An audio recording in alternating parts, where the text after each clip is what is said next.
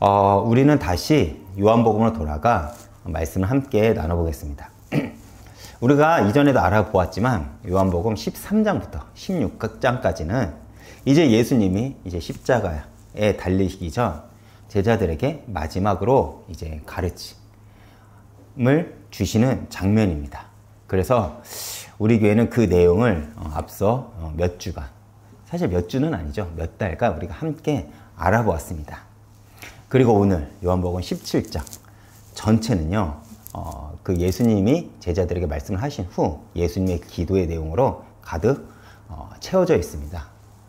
그래서 흔히 요한복음 17장을 뭐라고 어떤 별명을 붙이냐면 예수님의 중보 기도장 혹은 대제사장의 기도장이라는 별명을 가지고 있습니다. 그리고 요한복음 17장에 기록된 예수님의 그 기도는요, 크게 세 단락으로 구성이 되어 있습니다. 먼저 첫 번째 단락에서는 예수님은 자신을 위해 기도하는 내용이 기록이 되어 있죠. 그리고 두 번째 단락에서는 예수님의 당시 제자들을 예수님은 이제 이 땅에 남겨둬야 하기에 그 제자들을 위해 예수님은 기도를 하십니다. 그리고 마지막 세 번째 단락에서는 이제 그 제자들을 통해 복음을 듣게 될 새로운 공동체, 다시 말해 교회를 위한 기도를 하시죠. 그래서 오늘부터 3주간 동안 요한복음 17장을 통해서 예수님의 기도에 대해서 우리가 자세히 알아보고자 합니다. 제가 먼저 1절을 한번 읽어보겠습니다. 예수께서 이 말씀을 하시고 눈을 들어 하늘을 우러러 이르시되 아버지여 때가 이르렀사오니 아들을 영화롭게 하사 아들로 아버지를 영화롭게 하소서. 예수님의 이 첫 기도의 시작을 보면요, 예수님이 지금 뭐라고 기도를 하시죠? 나를 영화롭게 해달라는 기도를 하십니다. 근데 여러분, 제가 서론에서 요한복음 17장의 별명이 뭐라고 했죠? 바로 중보기도장 혹은 대제사장의 기도장이라고 합니다. 중보기도. 보통 우리가 중보기도를 하면 우리의 인식 속에 그 중보기도를 어떻게 이해하고 있습니까? 바로 누군가를 위해 내가 기도를 하는 것이라고 생각을 합니다. 그렇죠. 또 대제사장은 개인을 위해 존재하는 직분일까요? 아니면 이스라엘 백성을 위해 존재하는 직분일까요? 대제사장 직분은 개인을 위한 직분이 아닙니다. 바로 이스라엘 전체의 죄를 대속하기 위해서 대표적으로 하나님께서 제사장직을 세운 사람이 누구냐? 바로 대제사장입니다. 그래서 대제사장은 1년에 한 번 대속죄일날 이스라엘 백성 전체를 회개를 시킨 다음에 그 증거를 가지고 이제 지성소에 가서 하나님께 예배를 드리죠. 바로 개인의 사명이 개인의 그것이 없다는 것입니다. 그런데 여러분, 요한복음 17장 초반을 보면요, 예수님이 기도를 하시는데 그 시작이 너도 아니고 남도 아니고 바로 자신을 위해 먼저 기도를 한다는 것이 우리에게는 굉장히 낯설게만 느껴집니다. 그런데 우리는 여기서 무엇을 발견할 수 있냐? 기도의 순서에 대해서 우리는 알게 된다는 것입니다.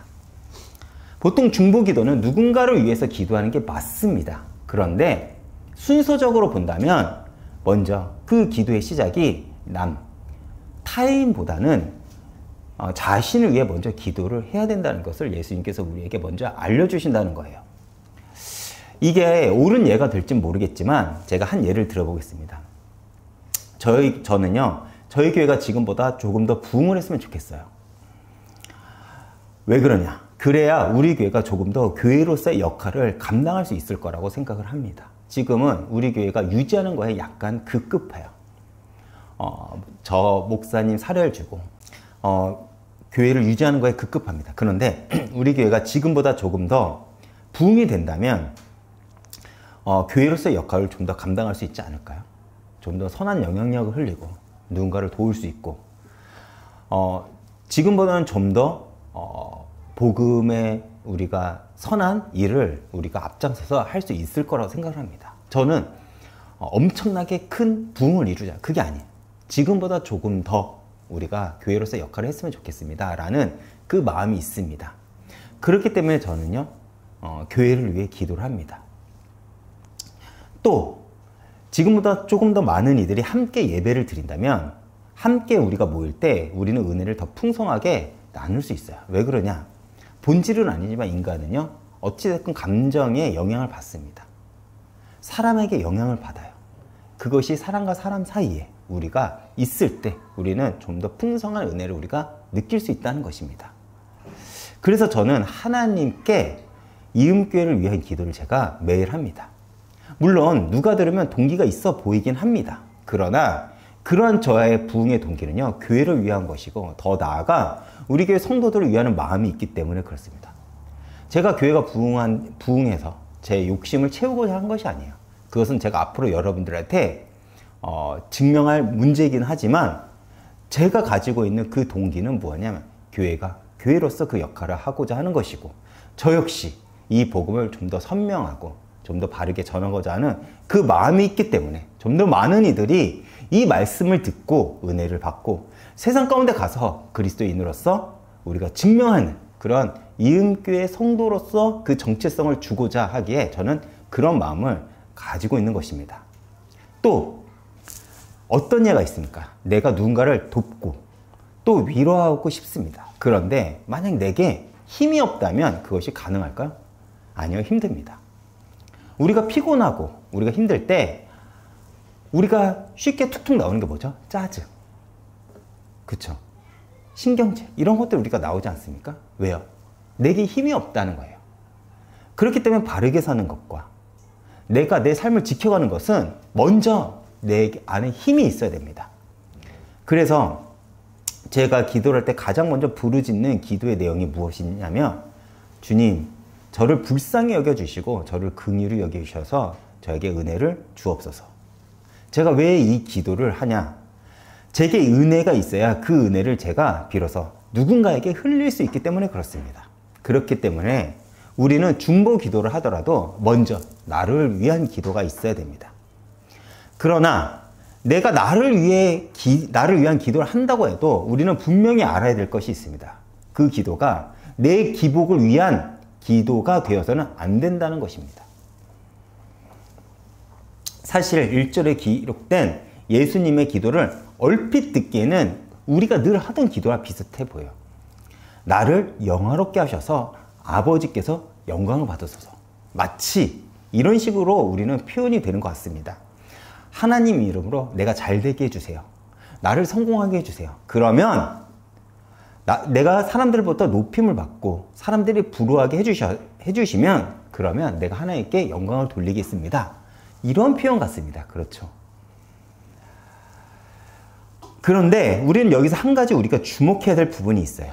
그것이 무엇이냐? 바로 그 예수님의 기도에 앞서 어떤 상황이죠? 때가 이르렀사오니, 이 부분이에요. 예수님께서 먼저 이것을 전제로 말씀하신다는 거예요. 예수님이 말씀하신 이 때는 분명하게 십자가 사건을 가리키는 것입니다.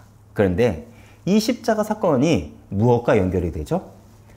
바로 자신이 영화롭게 되고 하나님께 영광을 돌리는 것이라고 지금 말씀하시는 거예요. 우리가 생각한 영화롭다는 것과 예수님께서 말씀하신 그 영화롭다는 것이 어떤 갭이 생기지 않습니까? 우리가 지금까지 하나님 앞에서 받고자 하는 그 영화는 무엇이었습니까? 우리가 어렸을 때, 제가 어렸을 때는 제가 위대하게 되는 것이었습니다. 남들보다 잘 사는 것이었고, 남들이 부러워할 만한 그 인생을 사는 것, 남들한테 자랑할 만한 그 인생을 사는 것이 제가 하나님께 영광을 돌리는 일이라고 생각을 했어요. 또 제가 커서 제가 어떤 제 직을 가지고 살아갈 때는 내 이 직이 증명되고 내가 남들 앞에 나 이렇게 잘났어 이렇게 말하는 것이 하나님께 영광을 돌린다고 저는 생각을 했습니다. 결혼하고 아이를 낳으니까 이 아이가 공부를 잘하고 말을 잘 듣고 모든 이들에게 칭찬받는, 그리고 이 아이가 커서 좋은 대학에 가고 좋은 직장에 가는 것이 하나님께 영화로운 일이라고 저는 생각을 했어요. 그런데 예수님의 기도를 보니까 그것이 아니라는 것입니다. 예수님은 십자가의 길을 감당하는 것이 하나님께 영광을 돌리는 일이라고 지금 분명하게 말씀하고 있다는 것입니다. 즉 그래서 어떻게 고난과 죽음이 자신의 영광과 연결될 수 있는지 우리는 사고의 충돌이 여기서 일어난다는 거예요. 그러면 우리는 묻지 않을 수가 없습니다. 어떻게 십자가가 영광이 될 수 있는가? 이것은 사실 우리 그리스도인들에게 근본적인 질문이에요. 이론적으로는 설교 시간을 우리가 많이 들었기 때문에 우리는 십자가는 하나님의 영광이라고 말은 하지만 근본적으로 우리가 신앙생활을 하다 보면 성도들이 마주한 딜레마가 무엇이냐? 바로 십자가인다는 것. 어떻게 이 십자가가 하나님의 영광이 될 수 있는지 거기에 우리가 답을 찾지 못한다면 우리는 끊임없이 방황하게 될 것입니다.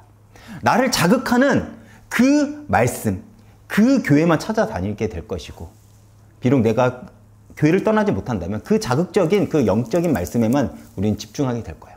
본질을 우리가 바라보지 못한다는 것입니다. 여러분, 예수님이 기도하실 때 앞서 어떤 상황이 있었는지 우리가 함께 살펴보겠습니다. 앞부분에 1절 앞부분에 보면 예수님이 어떤 것이 전제가 되죠? 이 말씀을 하시고 라고 하면서 이제 기도를 예수님이 시작을 하십니다.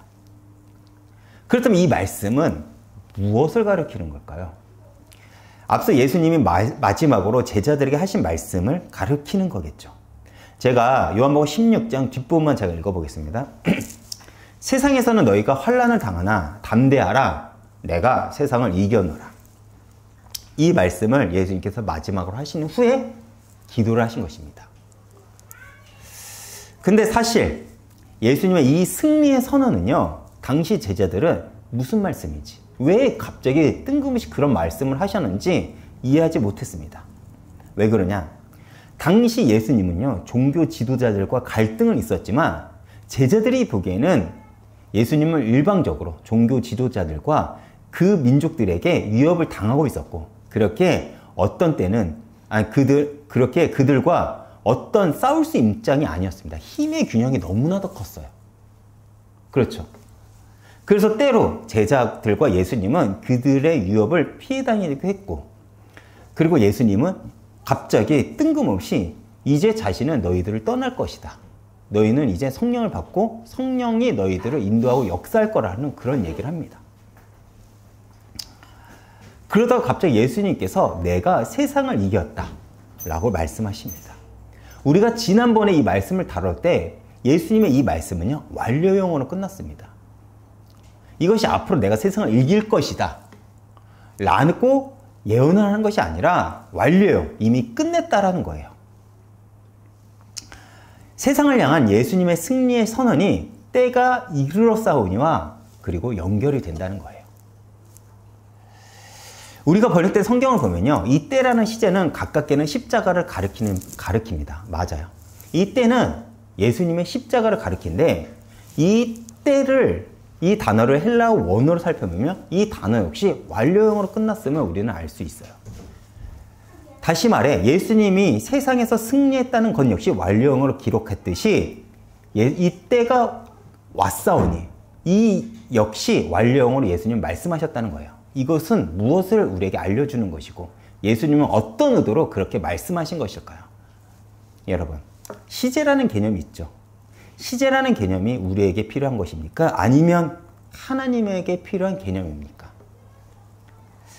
시간과 공간 속에서 살아가는, 그리고 피조물인 우리들에게 필요한 개념이죠. 하나님께서는 시간의 창조자이십니다. 즉 하나님은 시간의 영향을 받지 않고 공간의 영향을 받지 않는다는 거야.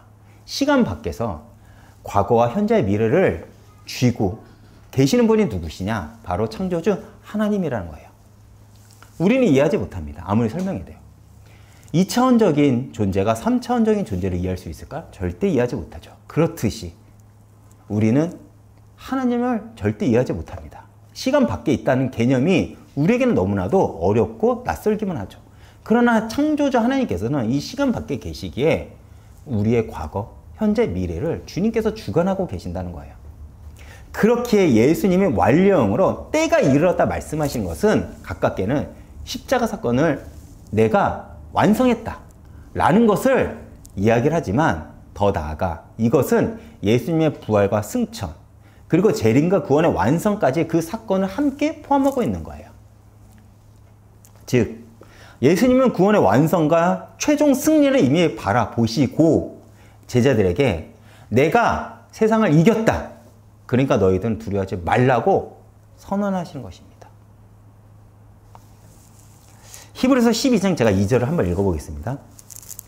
히브리서 12장 2절입니다. 믿음의 주여 또 온전하게 하시는 이인 예수를 바라보자. 그는 그 앞에 있는 기쁨을 위하여 십자가를 참으사 부끄러움을 개의치 아니하시더니 하나님 보좌 우편에 앉으셨느니라. 예수님께서는 하나님 말씀에 죽기까지 순종하심으로써 믿음의 완성, 구원의 완성을 이루셨습니다. 그 증거가 십자가죠. 그리고 히브리서 12장, 우리가 방금 읽은 히브리서 12장에 보면 그 앞에 있는 기쁨을 위하여 십자가를 참으셨다고 했어요. 사실 십자가는 어떤 그 고난이죠. 예수님조차 피하고 싶은 고통과 부끄러움의 수치의 형벌이었습니다. 물론 이 시대에 와서 십자가는 예수님을 상징하고 기독교를 상징하는 그 거룩한 상징의 표지만 예수님 살아간 그 시대의 십자가는요. 누구보다도 흉악한 죄인이 받았던 형벌이었다는 거예요. 그 형벌은 인간의 힘으로서는 도저히 그 고통을 감당할 힘이 없어서 고통에 몸부림치다가 죽는 형벌이 바로 십자가였다는 것입니다. 그렇지만 주님께서는 우리가 잘 알다시피 그 길을 담대히 가셨습니다. 그 이유가 무엇일까요? 바로 이제 내가 칠 이 십자가를 통해서 하나님 백성들을 누릴 구원과 하나님 우편에 앉으심을 위해 그 십자가의 길을 선택해서 걸어가신 것입니다. 그리고 예수님은 자신이 그 십자가를 돌파함으로 믿음의 완성과 우리를 향한 사랑이 확증되었죠.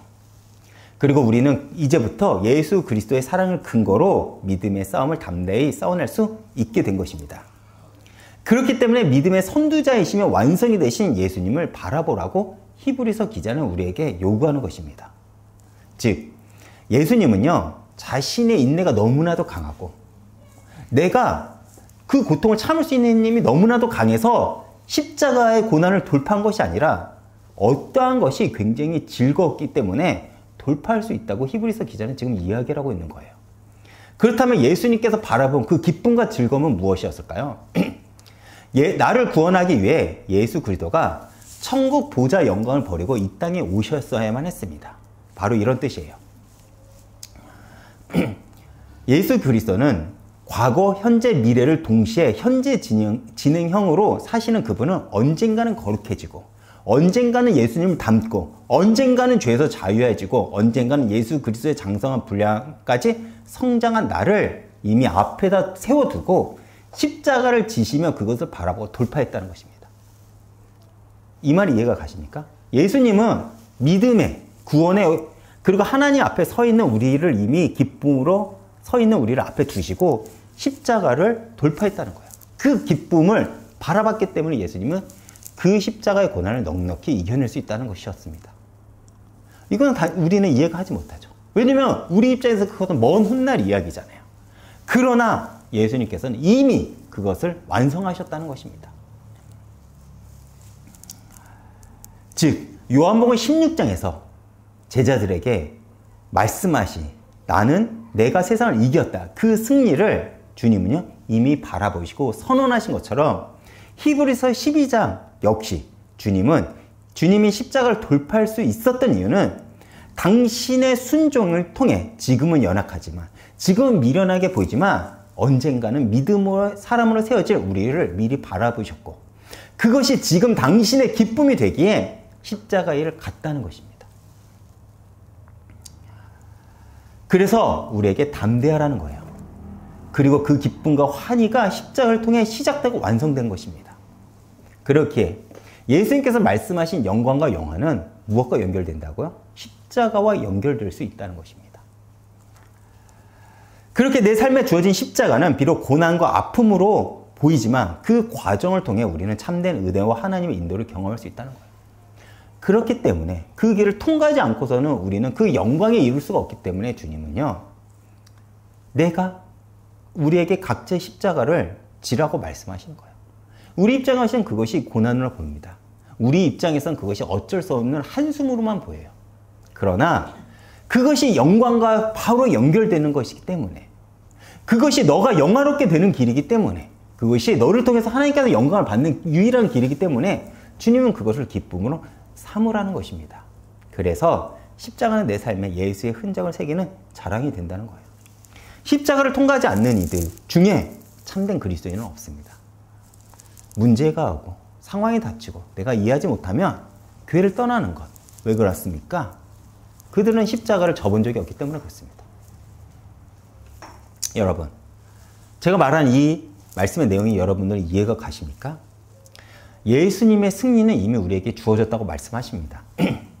그리고 예수님의 승리는 우리에게 참 생명을 여셨다고 해요. 2절을 보겠습니다. 아버지께서 내 아들에게 주신 모든 사람에게 영생을 주게 하시려고 만민을 다스리는 권세를 아들에게 주셨음이로소이다. 여러분, 예수님이 살던 시대, 그 과거 고대 시대는 두 나라가 전쟁을 하면 전쟁에서 승리한 나라는 패배한 나라의 백성을 노예로 삼든 그 나라를 속국으로 삼든 그 나라의 어떤 문화재와 재물을 가져오든 전쟁에서 패한 나라에게 승리의 전리품을 가져옵니다. 그렇죠. 그것이 당시의 고대 사회의 문화였어요. 예수님은 세상을 이겼다고 선포를 했습니다. 그렇다면 예수님께서 세상에서 가져온 승리의 전리품은 무엇일까요? 예수님이 세상에서 가져온 전리품은 바로 생명입니다. 왜 생명일까요? 인간이 하나님과의 그 언약을 깬 후 맞이한 두려움이 무엇일까요? 죽음입니다. 인간이 가장 두려워하는 공포가 무엇이냐라고 하면 죽음이에요. 사실 우리가 예수를 믿고 기대하는 것들은 돈, 명예, 성공 등을 이야기하지만 본질로 들어가면 무엇이죠? 생명을 유지하고 싶다는 것입니다. 이런 것들은 사실 돈, 명예, 성공 등은 우리는 예수님이 세상에서 빼앗은 전리품이 되길 바라고 그렇기 때문에 우리가 기도한 내용들이 생명을 위해 기도하는 것이 아니라 사실 우리가 무엇을 위해 기도하죠? 잘 되게 해주세요.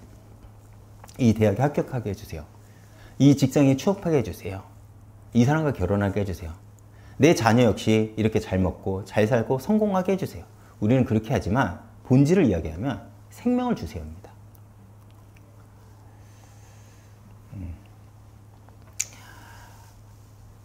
즉 예수님 돈, 명예, 성공 등은 예수님이 세상에서 빼앗은 전리품이 되기를 바라지만 사실 그 모든 것들은 사실 생명과는 바꿀 수가 없죠. 누가 내게 억만금을 준다 하더라도 내 생명과 바꾸니까 몇이나 될까요? 내게 생명이 없다면 세상에 부귀영화가 무슨 소용이 있겠습니까? 아무리 돈 많은 이들도 돈 많은 이들, 그 성공한 사람들이 가장 부러워하는 게 뭔지 아십니까? 젊음이래요. 생명. 그 생명의 힘을 가장 부러워한다고 합니다. 이렇듯 죽음은 세상이, 더 정확하게는 사단이라는 존재가 우리에게 줄 수 있는 가장 강력한 무기는 죽음이라는 공포라는 것이죠. 결국 죽음은 죄의 열매입니다. 그리고 인류 역사상 계속 인간이 도전하고 넘고자 하는 벽 역시 죽음입니다. 죽음을 넘고자 끊임없이 인간은 발전을 거듭해왔죠. 왜 그랬을까? 두렵기 때문에 그렇습니다. 우리가 왜 아프면 병원을 갑니까? 물론 그 아픔의 고통이 있지만 그 죽음의 고통이 있기 때문에 그렇습니다. 그래서 열심히도 살아보고 착하게도 살아보고 진리를 알기 위해 종교도 가져보지만 그 어떤 방법으로도 사망을 넘어서지 못합니다. 그런데 예수님은요, 세상이 가지고 있는 이 죽음이란 무기를 빼앗고 우리에게 영생을 주시겠다 말씀하십니다. 그렇다면 우리가 세상을 살아가는데 두려워할 필요가 있을까요? 아니요. 만약 내가 진짜 생명이 있다는 것을 안다면 더 이상 세상은 내게 위협이 되지 못합니다. 그런데 누가 예수께 이 생명, 영생을 얻을 수 있을까요? 바로 아버지께서 아들에게 주신 모든 사람들이라고 요한복음 17장 2절에 기록이 되어 있습니다.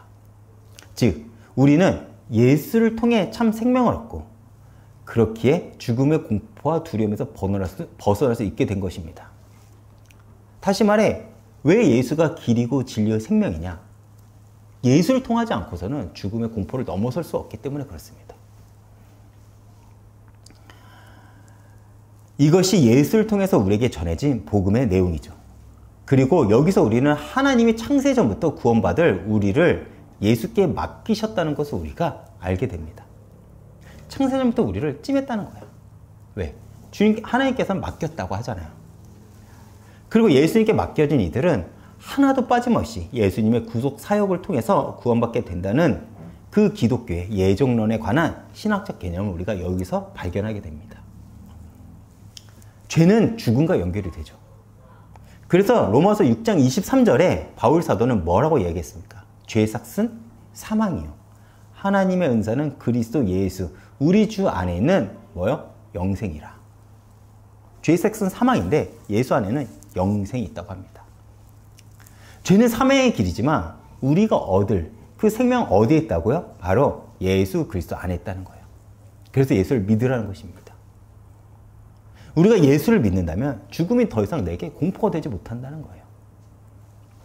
그렇게 우리는 예수 안에 거하는 싸움을 해야 된다는 겁니다. 예수 안이 우리가 사망의 그늘 아래서 피할 곳이고 그것이 참 생명을 얻는 유일한 장소라는 것입니다. 다시 돌아가. 그렇다면 영생, 생명. 성경에서 말하는 이 영생은 여러분들은 어떻게 이해하고 계시나요? 많은 사람들이 사실 영생이 무엇인지를 정확하게 알지 못합니다. 단지 영생을 죽지 않고 그저 오래 사는 것이라고만 우리는 이해하고 있어요. 그러니까 영생이 귀하고 좋은 것이라는 느낌이 사실 잘 안 드는 사람들도 많습니다. 심지어 계속 그렇게 살면 지겹지 않을까? 이런 어리석은 생각을 하기도 합니다. 우리가 영생에 대한 정확한 이해가 되지 않으니까 영생에 대해 별로 갈급함도 없고 감동도 없는 것이겠죠. 그런데 3절을 우리가 보면 예수님은 영생에 대해서 정확한 개념을 우리에게 밝혀주십니다. 제가 3절을 읽어보겠습니다. 영생은 유일하신 하나님과 그의 보내신 자 예수 그리스도를 아는 것이라고 예수님은 지금 말씀하고 계시죠. 사실 우리는 다 하나님을 알고 예수 그리스도를 안다고 생각을 합니다. 그러나 정말 내가 예수를 알고 있는가? 우리는 그것부터 점검을 해봐야 되죠. 성경에서 안다고 하는 말은 직접 만난다. 그리고 교제하는 것을 그리고 교제한다는 것을 의미합니다. 부부 사이에 부부 관계를 맺고 사는 것. 이것이 성경에서 말하는 안다라는 개념입니다. 그러니까 영생이라고 하는 것은 그저 지식으로 알고 예수 그리스도를 들어서 아는 것이 아닌 하나님의 영광을 내 삶에서 살아내고 경험함으로써 아는 것. 그것을 이야기한다는 것이죠. 하나님의 존귀하심을 아는 것. 예수 그리스도의 영광으로 예수 그리스도를 아는 것을 가리킵니다. 그것을 성경은 영생이라고 해요. 너가 죽지 않은 길이 무엇이냐? 예수를 아는 것. 너가 살아가는 길이 무엇이냐? 예수를 아는 것. 그것밖에는 길이 없다는 것입니다. 3절에 말씀하신 유일하신 참 하나님을 알고 그를 보내신 자 예수 그리스도를 아는 그 관계로 여러분이 하나님을 아는가를 우리는 스스로를 물어봐야 된다는 것이죠. 우리가 하나님을 믿는다, 예수를 믿는다 하여도 하나님을 그리고 영광의 하나님을 알지 못한다면 사실 우리는 아직 예수님을 믿는 것이 아니겠죠. 더 정확하게 말하면 그것이 내가 구원받았는가 그 질문부터 우리는 해야 된다는 것입니다. 우리가 예수님을 믿어도 예수님을 어떻게 바라보느냐에 따라 신앙생활이 달라지죠. 예수님 십자가에서 우리를 위해 죽으셨고 누구든지 믿기만 하면 하나님 자녀가 되고 하나님은 우리 기도에 응답해 주신다. 이렇게 들어서 아는 정도의 믿음은 우리를 계속 은혜를 구하고 기도 응답을 받는 것밖에 모르게 합니다. 그렇게 여전히 불만도 많고 의심도 많고 불순종하는 삶을 살게 되죠. 왜요? 순종하기 어려우니까. 그러나 우리가 예수 그리스도의 영광을 보고 나면 달라집니다. 할 말이 없어져요. 불평이 없어지고 감사가 넘칩니다. 그것을 우리는 뭐라고 표현하는지 아십니까? 거듭났다라고 표현해요. 거듭났다. 사도 바울은 빌립보서 3장 7절에서 9절 뭐라고 고백했습니까? 무엇이든지 내게 유익하던 것을 내가 그리스도를 위하여 다 해로 여길 뿐더러 배설물로 여김은 그리스도를 얻고 그리스도 안에서 내가 발견되어 함이리니. 아니, 사도 바울은 어떤 사람에게 이런 고백을 했을 수 있을까요? 그가 아무것도 가지지 않았던 존재라면, 사람이라면 이 고백이 당연할 수 있어요. 제가 돈 그거 별거 아니야. 라고 말하는 것이 그게 무슨 큰 의미가 있을까요? 저는 원래 돈이 없는데. 근데 재벌이 예수 그리스도를 위해서 그걸 포기한다는 것은 굉장히 큰 결단이 아닙니까? 그렇죠. 저랑은 비교할 수가 없어요. 그렇듯이 사도 바울은요, 많은 것을 가진 자였습니다. 당시 그렇게 가지기 힘들다는 로마 시민권자였고, 엘리트였고, 바리새인이었고, 종교 지도자였습니다. 근데 그는 예수를 위해 그 모든 것을 버렸다고 해요. 어떻게 그럴 수 있었을까요? 사도 바울은 하나님의 영광을 보았기 때문에 그렇습니다. 더 나아가 예수 안에 있는 참 생명을 보았기 때문에 그는 자신이 가지고 있는 것을 배설물로 여길 수 있었던 것입니다. 비단 바울뿐만이 아닙니다. 교회사를 보면요, 수많은 순교자들이 예수 안에 있는 영광을 보았기 때문에 기꺼이 죽음의 자리까지 간 것입니다. 겉으로는 그들은 죽은 것처럼 보입니다. 그러나 그들은 영원한 생명을 소유하게 됐죠. 그들의 이름은 생명책에 기록이 되어 있고 하나님은 두 팔을 벌려 그들을 받아주셨습니다. 마지막 때 그들은 어떤 자리에 앉아 있을까요? 어떤 모습으로 그들은 부활을 할까요? 어떻게? 그들은 기쁨의 영광에 하나님의 영광을 드러낼 수 있을까요? 우리는 이것을 스스로 질문해 봐야 됩니다. 우리가 신앙생활을 한다는 것이 무엇인지 아십니까? 내가 오늘 하나님 앞에 가면 여러분 무슨 말을 할 수 있습니까? 나는 이렇게 살다 왔습니다. 그 고백을 만드는 것이 바로 신앙생활이라는 거예요. 그래서 죽음도 감당치 못한 이들, 바로 누구냐? 예수 안에 있는 이들입니다. 여러분은 생명을 얻으셨습니까? 다시 물어보겠습니다. 여러분은 예수를 아십니까? 여러분께서 예수의 영광을 보았다면 우리는 주저함 없이 예수 안에 거하는 것이 내 삶의 우선순위가 될 것입니다. 결론입니다. 그렇다면 우리가 어떻게 예수를 정말 알 수 있을까요? 또 예수의 영광을 어떻게 우리는 소유할 수 있을까요? 바로 우리는 십자가를 통해 생명을 소유하고 영광을 목도하게 됩니다. 여러분, 예수님이 지금 자기를 영화롭게 해달라는 기도의 내용이 나를 성공하게 해주세요. 내가 세상에서 높아지게 해주세요. 그런 세속적인 의미였을까요? 아니겠죠. 아버지, 내가 십자가의 그 죽음의 잔을 잘 감당할 수 있도록 아버지께서 도와주십시오. 그런 의미가 있는 기도였습니다. 즉, 여기서 예수님은 소위 우리의 개념처럼 잘 먹고 잘 살고 인간적인 영광을 자기에게 달라는 그 세속적이고 기복적인 기도를 한 것이 아니었다는 것입니다.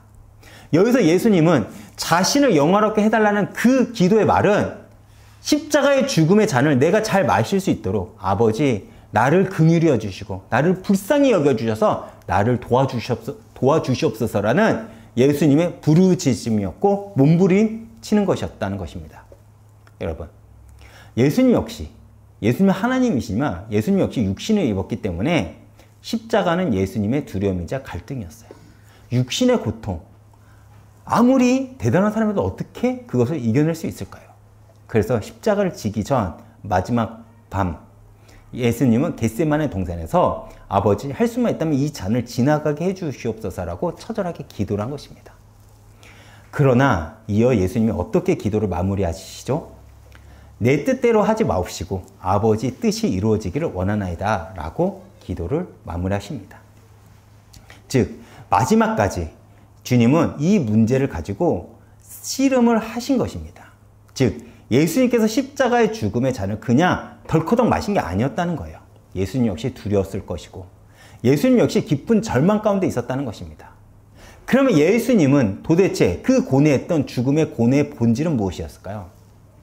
우리처럼 십자가에 못 박혀 아플까봐, 그것이 힘들까봐 예수님이 고민한 내용이었을까요? 그렇지 않겠죠. 바로 아버지와의 단절입니다. 아버지는 이 아들을 놓아야만 했고 아들은 아버지께로부터 버림받은 이 순간이 예수님의 죽음이라는 거예요. 그것이 예수님에게는 지옥이었고 그것이 예수님에게는 무엇보다도 피하고 싶은 형벌이었다는 것입니다. 제 자녀가 시아가 가장 두려운 순간이 무엇일까요? 부모가 없다는 순간일 것입니다. 우리도 마찬가지겠죠.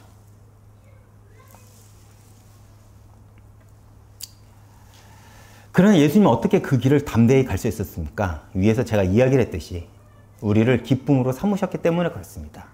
내가 이 길을 감으로써 아버지가 내게 맡겨진 이들이 구원을 받고 더 나아가 믿음으로 세워질 우리를 바라봤기 때문에 예수님께서는 그 길이 두려웠지만, 그 길이 힘들었지만, 하나님과의 단절된 그 순간이 너무나도 고통스러웠지만 십자가를 담대히 지신 것입니다.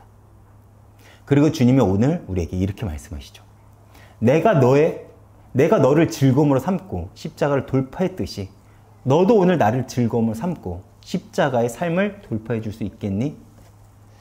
우리 주님은 나라는 사람을 즐거움으로 삼고 십자가를 돌파하셨습니다. 주님이 우리에게 요구하신 것은 나를 즐거움으로 삼고 내가 너에게 맡긴 그 십자가의 삶을 따라올 수 있겠니라는 거예요. 성도는 각자에게 맡겨진 십자가가 있습니다. 내가 예수의 제자라면 지고 가야 되죠. 그리고 그 길은 하나님의 영광이 될 것입니다. 그런데 우리의 힘과 능력으로는 분명히 한계가 있겠죠. 그래서 우리는 기도를 할 때 먼저 하나님의 은혜와 긍휼을 구하는 것입니다. 하나님의 능력이 내게 임해야 우리 역시 예수를 기쁨으로 삼아 내게 맡겨진 십자가를 지고 갈 수 있기 때문에 그렇습니다. 그리고 그 십자가의 길은 아픔과 눈물로 끝이 나는 것이 아니라 반드시 우리에게 기쁨과 감사의 열매를 맺게 될 것입니다. 하나님의 일하심을 그렇게 기대하시면서 한 주도 승리하시길 바라겠습니다. 제가 이번 주 찬양은요, 주님 큰 영광 받으소서 찬양을 준비했습니다. 여러분의 삶의 유화가 목적이 무엇입니까? 아마 내가 잘 먹고 잘 사는 것에 내 삶의 목적이 있다면 우리는 아마 방향을 잃을 것입니다. 그리고 늘 사망의 두려움 속에 우리는 살아가게 될 것이죠. 하나님은 이미 승리를 우리에게 주셨다고 했습니다. 그러나 우리가 그 승리를 맛보고 경험할 수 있는 것은 십자가를 통해서만이 가능합니다. 그렇게 많은 이들이 포기하고 다시 세상으로 돌아가기도 합니다. 그러나 우리가 십자가를 지고 간다면 우리는 예수님을 더 깊이 알게 될 것이고 더 나아가 우리를 도우시며 우리의 삶을 통해서 영광을 받으실 것입니다. 그것이 성도가 세상에서 이길 수 있는 유일한 길입니다. 오늘도 이 찬양을 통해서 여러분 큰 은혜 받으시길 바라겠습니다.